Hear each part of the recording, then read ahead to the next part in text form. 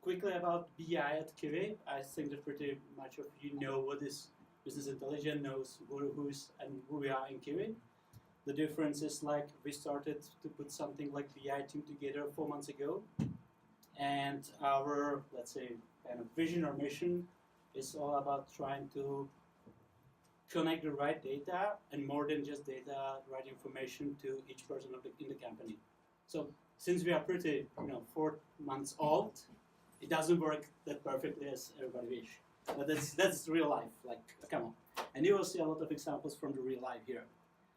So why I came here? It's about, okay, the long term was Chatbot as a tool for semi-automated blah blah blah something. In short, we call that thing Alfred. If you will ask me about the name why Alfred, actually I have no idea. But it came up during the hackathon. We put it like the things working. The hackathon all the time took like 5 hours. And during that 5 hours, we were able to connect everything. So the chatbot, some analytics on top of that, and also connected to our Slack channel. Because at kiwi.com, we're really using Slack extensively. And you will see that it has some reason why is that happening, but the communication is very nice. So what was the motivation for that? We actually, since I told you, like, okay, we using Slack extensively, so sometimes it's even hard to like try to look for some report, dashboard, whatever, metrics, some data, or even some information. And so why you should search for that if you have Slack and you can ask somebody? Especially if there's a special channel called Please Analytics. So you can ask there whatever you want. Wait, whatever we want, I mean, because of we look on the whole channel history, and we look on the JSON, and we look on the questions. So far that really you can ask for whatever you want, and somebody will answer it. It's kind of time consuming and disrupting if you need to do any other work, especially if the answer is like, okay, hey, look on that dashboard. It's pretty easy, right? The complexities behind there are more. We don't use just one tool. Even we are like 1,700 people, we don't use just one tool naturally, and we really like testing new tools as well. So you can imagine that, okay, we have data sources like Postgre, Google BigQuery, but also reporting services, including Datadog for the real-time reporting, Metabase for some kind of semi-analytical questions where all the people who has access, because we are pretty open in data democratization, if I can use this kind of buzzword, but anyone actually can ask for anything and look on the data, but also using Exponent, Big Data, Google Data Studio even. So a lot of services. I put it also together some numbers so you can imagine what we're talking about realistically. So in Good Data, we have about like almost 2,800 reports, which is a huge number. And you can imagine that if somebody from marketing is looking for a specific number, hey, even the search doesn't work here. Because the name of the report is probably the same. That's about, not really sure right now, not sure with the marketing, but in sales I'm pretty sure we have like 80 the reports with the same name. So how a user can distinguish which is the right one? By the way, all of them are valid. All of them are pretty good and pretty valid. So it's not because they are outdated. No, we just need to use them in different contexts. The same is with Metabase, where even people can create their own question. So this is pretty the complexity, how you navigate the users to get their information. Okay, one of the solutions could be like, let's do a documentation. Realistically, hey guys, these numbers. There's no chance to do a documentation because in the time when you will be writing the documentation actually will becoming outdated. And every change, well, how you reflect it. So you will be actually cleaning out the documentation, you will be cleaning out the dashboard, you will be cleaning, and still you're in like kind of that circle that you cannot go out. The same is like, okay, if somebody's asking, where should that person look? Nobody really knows. So we're trying to think about like how to make this more active, more that kind of transparent, visible, and also how to involve the people who is creating the reports, and I see a lot of them sitting here in the room. How to involve them in and giving them like reason why to write any like documentation or comments on the given reports on the source data instead of like trying to comment something in the Slack. So we started experiment. We came up with some ideas, brainstorm, and we finally took a tool named Dialogflow. A question: who knows that? Who knows Dialogflow? I know it like 5 minutes. That's perfect. Oh, then maybe the presentation makes sense. Who knows anything about Chatbase? No one. Yes. That's a stupid question. So we put this together, and we were thinking about how to make it like actually working. Now, until now, it looks perfectly because we can connect everything, all the services, microservices kind of architecture. So you have like APIs to each other, good data, you can collect the data, and everything looks and sounds pretty great. Reality. Dialogflow is actually pretty easy because you're actually creating those intents. And since this is like tool provided by Google, it also has some AI and training behind that. So it's not just that you need to create all the documentation there. Our guys who are actually implementing some services from the customer support teams, they tried Dialogflow for customer support chatbot. And after some practicing about like 3 or 4 months, they realized that they need to have put it there in the chatbot at least 400 or 600 conversations to be able to really let the chatbot solve all the problems coming from the customer support on our side. We did some more naive approach, so you will see that nothing is like so super nice how it looks like or how it sounds. But essentially, this is the way how we create everything. So create some user expression, you can have the answers. Good thing on this is actually the Dialogflow is also like learning itself. That's great because you don't need to write everything here, but you can also put there like, in our case, we're downloading the history of the chat, which is like JSONs. We're trying to clean these things out. We're actually not pretty good at that at the moment because we're doing it in our free time. But we're trying. And we want to like add there more and more in every iteration, more and more conversation, more and more experience to the chatbot to make it, our Alfred, more effective. But this is something that's not going to happen overnight. Like connecting the Dialogflow and everything, it's pretty nice. 20 minutes of time. Just check that with Joseph, not sure where I see him. Over there sitting. So 20 minutes of time to connecting the services together, the Slack, the Dialogflow. We actually also looking forward to put this kind of analytics. This is the Chatbase, which is like free of service analytics offered by Google for the chatbots. So if you have Dialogflow, you can easily switch on this Chatbase. It's kind of 10 minutes work, even for me who is not coding, or let's say the code is so bad that you want to see it. But anyway, you can have an analytics with the most important information about session, daily session, some other stuff, retention cohorts, session flows, and this, including filters for the last 7 days, last 30 days, last day. It's pretty easy, no work on that. So you can watch how actually your chatbot is evolving and where you need to fix. And all this sounds pretty nice. So where's the problem? Well, we put it together here in the Slack channel, and we're starting to see out how to make it like more effective. So there's one option. All the APIs and everything with the other services like Metabase, Good Data, Exponia, and others provides is perfect because we can like from that create a static, let's say, database of question and answers that will be pointing out directly to the existing dashboards and metrics. That's pretty easy. But we went a little more challenging stuff. So we try to build from the natural language. So if you ask like, how many bookings have you had yesterday, for example, it will create you, instead of like just link to an existing dashboard, thanks to Metabase and other tooling, Alfred creates you a complete query. Why is that important? That's important not just because of creation, like automated or semi-automated creation of the metrics or the questions, but it also, this is something like if you have a newcomer in the company who never seen this tool this is particular database who never seen this tool before, and obviously he will not get the training because if you have like 300 people new during a quarter, the training is kind of you will be training all the time. But this is kind of way how to educate your users to be able to customize the queries and work on that.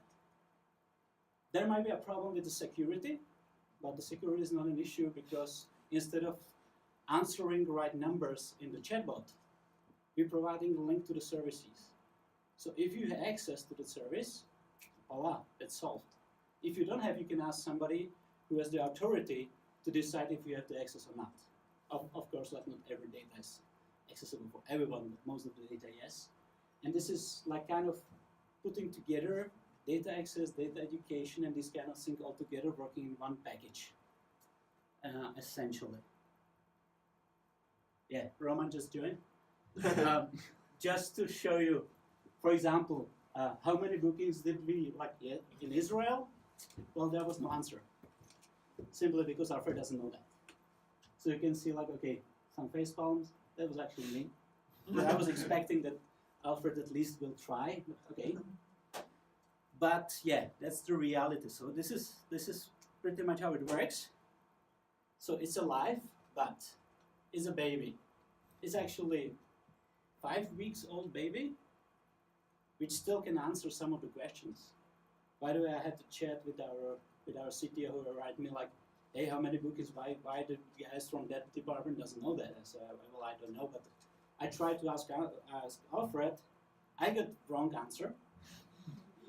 But when I opened the query editor, I was being able to edit that query pretty easily and get the number. So this is about help the people to get the right resources and get through all the jungle what you're creating with the metrics, because especially if you have dynamic company, well, there's no time for cleaning up things.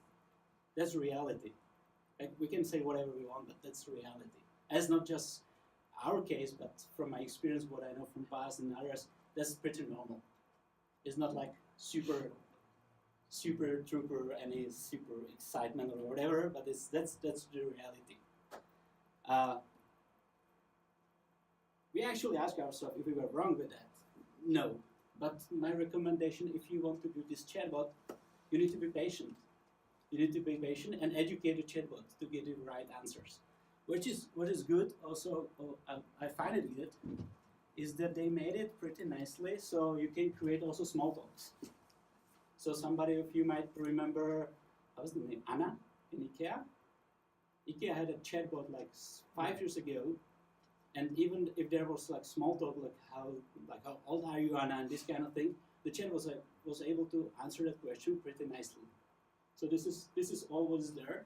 You can also pre-built agents. So you can look what's there. So you don't need to create everything entirely from scratch.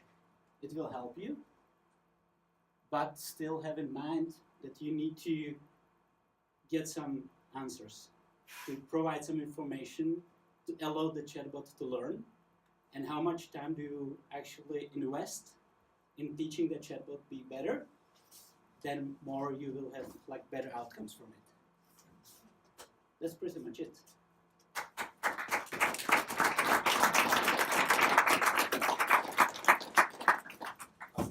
I would be sad if you don't ask any questions. I have a first question. Can you show us some real demo within the Slack?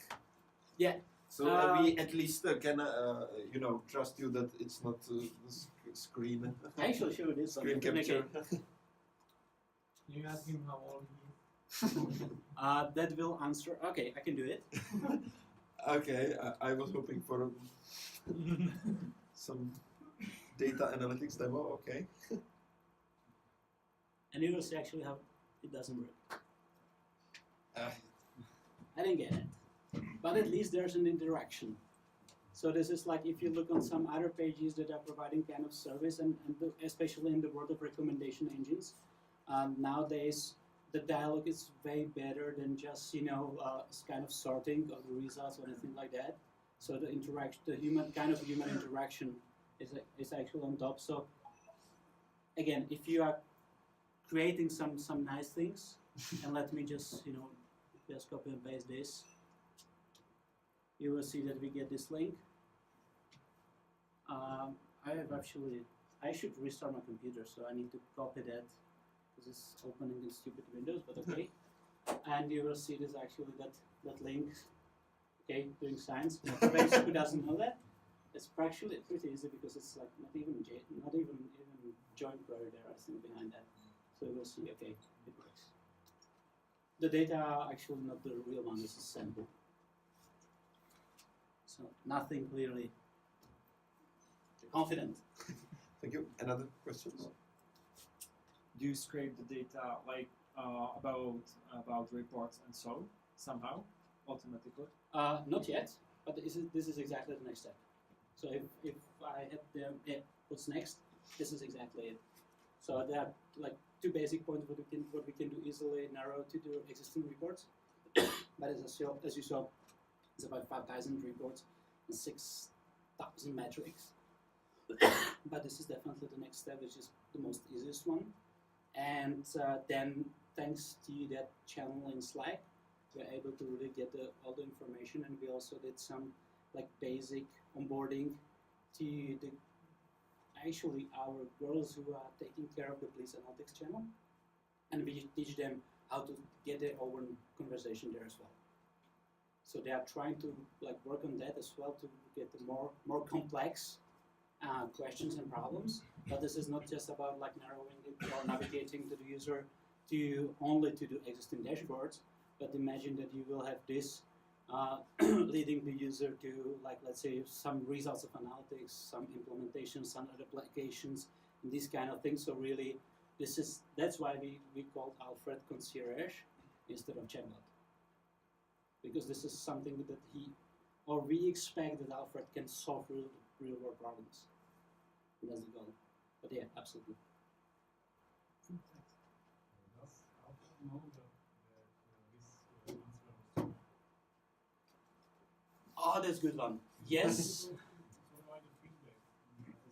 Yeah. You can create a complete dialogue.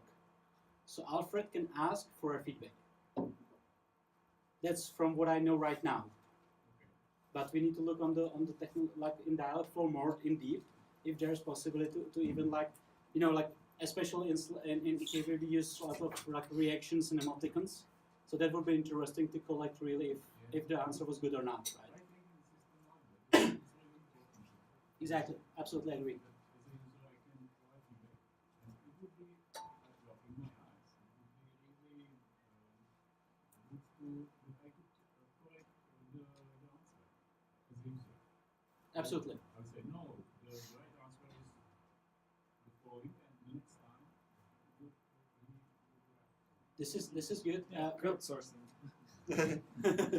Yeah, kind of, absolutely. What we're trying to do also, or one of the plans we have there with Alfred, and also we're actually collecting metadata on each of the reporting services. So we're looking what our users really looking on, and not only for the performance that's another story, but really looking what the users are looking for, and how to improve that service. So this is another context information you can add there to help like navigate in correct way. But definitely it's about like more and more stuff. So in the dashboard, these questions are stored by the dashboard. Yeah. Which question leads to this? Not only, but the question can be stored itself. Okay. We have like dashboards. It's kind of hard to see from the back, but you have your dashboards where you put the questions, but you can create question as its own, and we monitor both. So we know what the questions are used, what dashboards are used, and across all the services we have. But there's no kind of reverse index. No. From dashboard, I can see the question that leads to the dashboard. Because this is also useful. Yeah. Yeah, but just imagine we are really impatient here. So no, but absolutely I'm okay to talk offline as well. But at the moment, like really the focus. But yeah, there's a lot of points what can be improved. But we need to like select carefully, not to screw it up. Right. Another question? A lot of questions. Surprise. how it comes that you have about 2 reports per employee?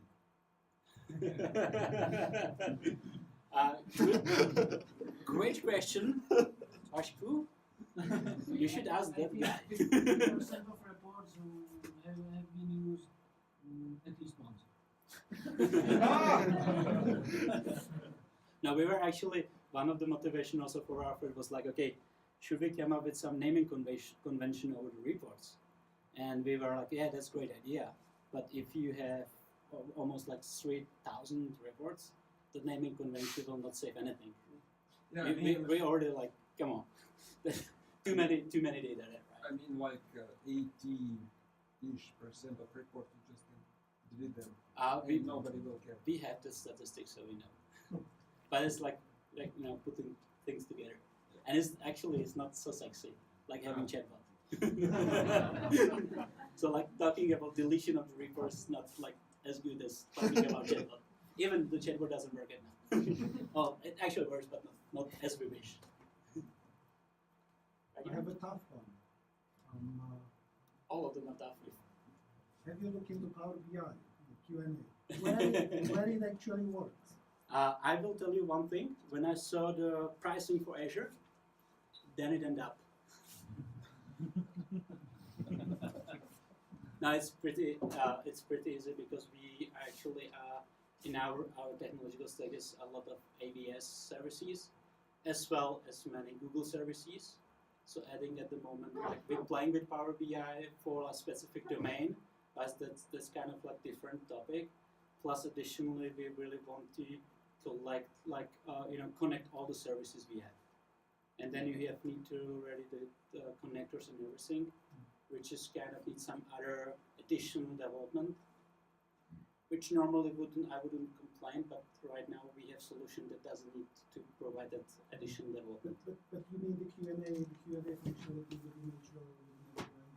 Yeah, that's the background is pretty much the same. The only difference is that if I'm not mistaken, they enabled that like 6 years ago in Power BI. And it was really pretty fresh, one of the fresh features in Power BI. So yeah, but yeah, aware of that. Any more tough questions? That was not tough. It was introduced like that. Can you give an example of the dashboard name which is repeated like 80 times?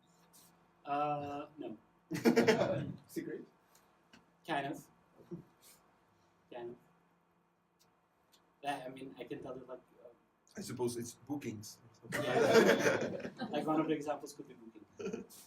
Number of booking is something that we repeat a lot, thanks to the business we're doing. But this is not the biggest problem there.